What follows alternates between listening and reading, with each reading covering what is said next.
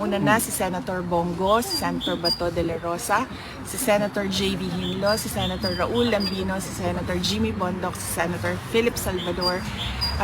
At meron po silang mga guest candidates napakahalaga dahil kailangan yung 10 ay maalala ninyo. Si Senator Vic Rodriguez, si Senator Rodante Marcoleta, si Senator Richard Mata, and of course, si Senator Pastor Apollo Kibuloy.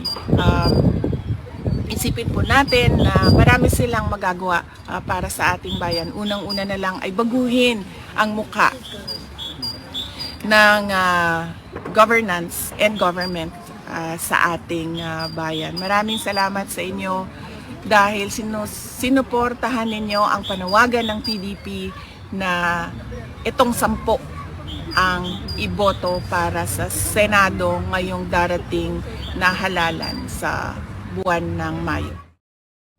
Ikaw ang nadarama, Pilipinas muling magsama-sama. Pilipinas, Duterte pa rin ang tunay na nagmamahal sa atin. Laban niya ay laban natin. Pilipinas, Duterte pa rin. Inang bayang minamahal,